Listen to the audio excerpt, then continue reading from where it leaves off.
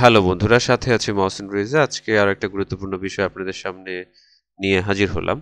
অনেক ক্ষেত্রে আমাদের অনেক মূল্যবান দেখা যায় ডকুমেন্ট হারিয়ে যায়, তার মধ্যে সার্টিফিকেট অন্যতম।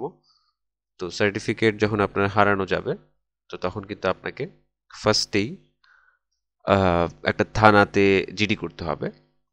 দেন এটা আপনার জাতীয় দৈনিক পত্রিকাতে দিতে হবে। তারপর হচ্ছে বোর্ডের শরণাপন্ন হতে হবে। কিছু ক্রাইটেরিয়া মেনে আবেদন করতে হয়। জাস্ট এমনিতে গেলেই বোর্ড আপনাকে ডুপ্লিকেট কোনো একটা কপি দেবে না। তো চলুন দেখে নেই যে কিভাবে জিডির আবেদনটা আপনি নিজেই করতে পারেন, কোনো প্রকার দেখা যায় কারো সাহায্য ছাড়াই।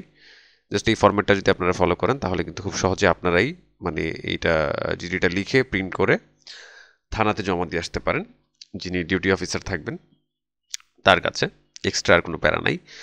তো ফার্স্টেই হচ্ছে যে বরাবর অফিসার ইনচার্জ, এই যে থানা, হ্যাঁ, তারপর হচ্ছে বিষয় হচ্ছে সাধারণ ডায়েরি প্রসঙ্গে। তো এখানে বিনতি নিবেদন এই যে আমি অমুক, দেন হচ্ছে পিতা অমুক, মাতা অমুক, গ্রাম, ডাকঘর, হ্যাঁ, এটা।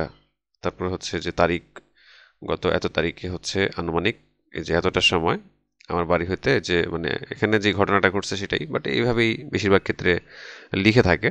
যাওয়ার পথে মধ্যে আমার এসএসসি পাশের মূল সনদ, এসএসসি হোক এইচএসসি হোক, যেটাই আপনি হারিয়েছেন, বা আপনি পাসপোর্টও যদি হারিয়ে থাকেন, পাসপোর্টের যে স্লিপ থাকে, ডেলিভারি স্লিপ, সেটাও হারিয়ে থাকেন, সেই ক্ষেত্রে জিডির প্রয়োজন হলে এভাবে করতে পারেন।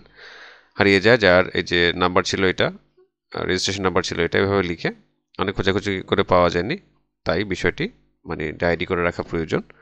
বিধায় বিনীত প্রার্থনা দয়া করে উপযুক্ত বিষয়টা যেন হচ্ছে ডায়েরি করতে, যেন আপনার এই যে অফিসার ইনচার্জের মর্জি হয়, এই জাস্ট হচ্ছে নর্মাল একটা ব্যাপার।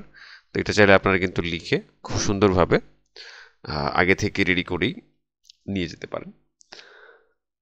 তো যাদের ফর্মেটটা প্রয়োজন তারা দেখে টাইপ করে ফেলতে পারেন। খুব বেশি কিছু নেই এটাতে, আর এর চেয়ে বেশি কিছু থাকেও না। তারপরে হচ্ছে যদি কোনো আপনার ড্রাফটিং পরামর্শ প্রয়োজন হয় সেক্ষেত্রে অবশ্যই আপনারা আমাকে নক করতে পারেন। ধন্যবাদ।